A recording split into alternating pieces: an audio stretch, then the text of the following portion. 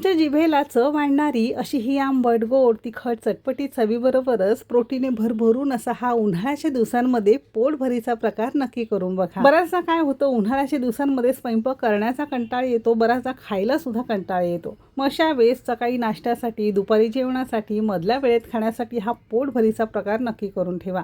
मटकी असल्यामुळे बऱ्याच वेळ भूक सुद्धा लागत नाही, प्रोटीन भरभरून आपल्याला मिळतं. शिवाय अगदी मस्त आंबट, गोड, तिखट, चटपटीत लागतं.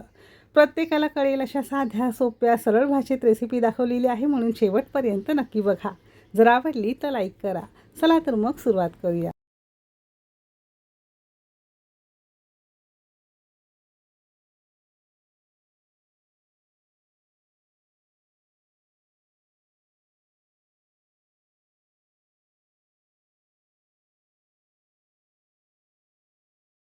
आता प्रोटीने भरभरून अशी ही मटकीची भेळ बनवण्यासाठी सगळ्यात पहिल्यांदा इथे आपण 2 कप किंवा 300 ग्राम प्रमाणात मोड आलेली मटकी घेतलेली आहे. सिंपली मटकी पाण्यामध्ये भिजत घालायची, नंतर कापडामध्ये आपण बांधून ठेवली. दुसऱ्या दिवशी अशी ही मोड आणून आपल्याला तयार मिळते. आता तुम्हाला मटकी चालत नसेल, आवडत नसेल तर याऐवजी तुम्ही मूगसुद्धा वापरू शकता. मिश्र कडधान्य भिजवून नंतर मोड आणून सुद्धा अगदी पौष्टिक ठरेल. आता मोड आल्यावर पुन्हा चाळणीवर घेऊन आपण स्वच्छ एका पाण्याने धुवून घेतली. इथे आपण कुकर घेतलेला आहे, त्यामध्ये 2 कप मोड आलेली मटकी घातलेली आहे. आता तुम्हाला हवं असेल तर एखाद्या टोपामध्ये, कढईमध्ये सुद्धा तुम्ही हे शिजवून घेऊ शकता. दुसरी आणि अत्यंत महत्त्वाची गोष्ट, आता ही मटकीची भेळ बनवण्यासाठी तव्याला थोडंसं तेल घालून, खरपूस थोडंसं मीठ घालून मटकी भाजून सुद्धा भेळीमध्ये वापरतात. तुम्ही सुद्धा तसं करू शकता. पण बऱ्याचदा काय होतं, घरामध्ये वयस्कर आजी आजोबा असतील, लहान मुलं असतील, मटकी भाजून जर आपण भेळीमध्ये वापरली तरी सुद्धा ती थोडीशी कडक किंवा कच्ची राहते, पचायला हलकी होत नाही, पोट बिघडतं किंवा बऱ्याचदा ॲसिडिटी किंवा गॅससारखे प्रॉब्लेम होतात. म्हणून शक्यतो आपल्याला ही मटकी उकडूनच घेणं नेहमी उपयुक्त ठरतं. त्यासाठी आपण या मटकीमध्ये थोडीशी हळद, थोडंसं मीठ घातलेलं आहे आणि व्यवस्थित मटकी बुडेल इतपत आपण यामध्ये साधं पाणी घातलेलं आहे. 2 कप मोड आलेल्या मटकीपासून किंवा कोणत्याही कडधान्यापासून साधारणतः 3 ते 4 प्लेट तुमची मटकी भेळ तयार होते. तुम्हाला जसं करायचं असेल त्यानुसार मटकी कमी अधिक करू शकता. हळद मीठ घातल्यामुळे मटकीला चव अगदी छान येते. थोडंसं मिक्स केलं, झाकण लावलं. आता मोठ्या आचेवर फक्त एकच शिटी काढायची. मटकी जितकी तुम्ही अशी ही शिजवून घ्याल ना, त्यातला सगळा कच्चेपणा कमी होतो, पचायला हलकी जाते, शिवाय पोटसुद्धा बिघडत नाही, असे बरेचसे चान्सेस कमी असतात. म्हणून आपण इथे अशी ही शिजवून घेणार आहोत. मटकीची शिटी होईपर्यंत इथे आपण सगळी अशी पूर्वतयारी करून घेतली, ज्यामध्ये आपण टोमॅटो चिरून घेतला. सध्या कैरीचं सीझन असल्यामुळे अगदी बारीक बारीक कैरी चिरून घेतली आहे.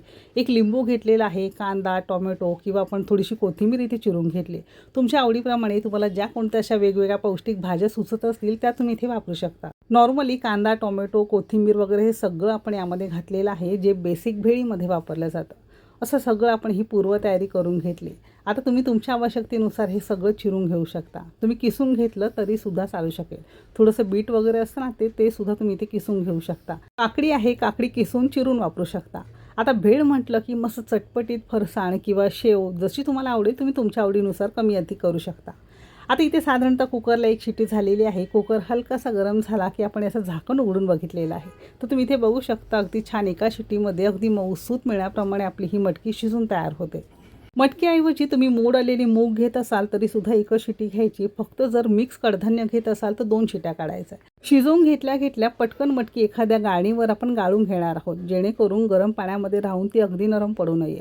मटकीचं हे जे शिजवून पाणी मिळतं ना, ते एक सूप फॉर्ममध्ये तुम्ही पिऊ शकता किंवा कोणत्याही रस्सा भाजीसाठी किंवा घरामध्ये खिचडी भात, मसाले भात करत असाल तर त्यामध्ये वापरू शकता.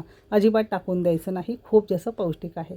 आता हे आपण निथळून घेतलेली मटकी थोडीशी पसरून जरी ताटावर ठेवली ना, तर छान मोकळी होते. तुम्हाला हवं असेल तर पंख्याखाली थोडा वेळ सुकून घेऊ शकता, म्हणजे अगदी छान सुटसुटीत मोकळी होते. अशी ही पूर्वतयारी आपली सगळी झालेली आहे.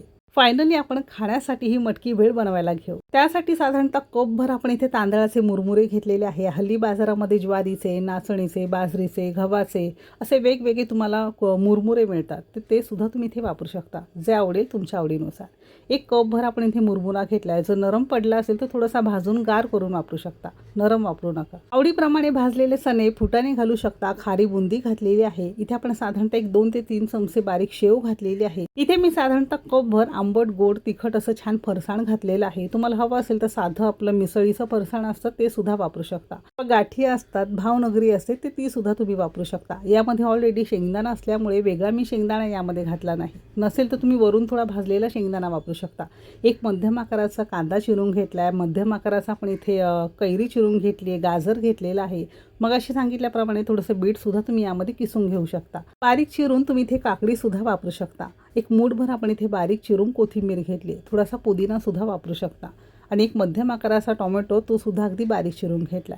मटकी मस्त गार झाल्यावर छान सुटसुटीत होते, तशी ही मटकी कपभर आपण यामध्ये वापरली आहे. तुम्ही तुमच्या आवडीनुसार कमी अधिक करू शकता, पण भरभरून मटकी वापरायची. नंतर वरून सुद्धा आपण मटकी नंतर वापरणार आहोत. अर्धा चमचा चाट मसाला घेतलेला आहे. तुम्हाला हवं असेल तर आमचूर पावडरसुद्धा तुम्ही यामध्ये वापरू शकता.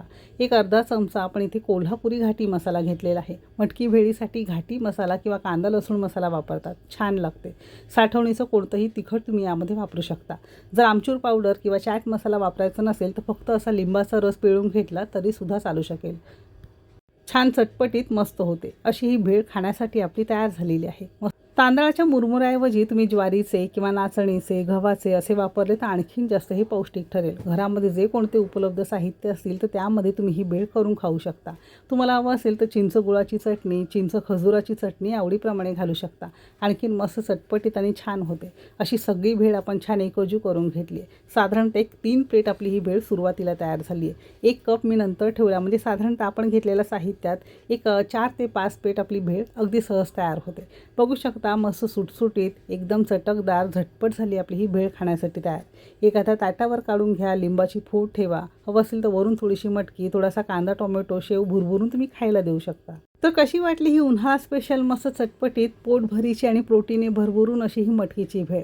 रेसिपी आवडली असेल तर लाईक करा, चॅनेलवर नवीन असाल सबस्क्राईब करा, बाजूचं बेल आयकन नक्की क्लिक करा. आणि आपल्या कुकिंग तिकीट मराठीचे ऑर्गॅनिक डंकावर कुटलेले मसाले घेण्यासाठी डिस्क्रिप्शनमध्ये नंबर दिलेला आहे. तुम्ही व्हॉट्सअपला फक्त हाय मेसेज केला की मसाल्यांची लिस्ट आणि फोटो तुम्हाला तिथे बघायला मिळेल. जी काही तुमची ऑर्डर असेल तिथे तुम्ही देऊ शकता. चला तर मग भेटू एक मस्त आणि जबरदस्त रेसिपीसोबत. तोपर्यंत मस्त खा आणि स्वस्त रहा.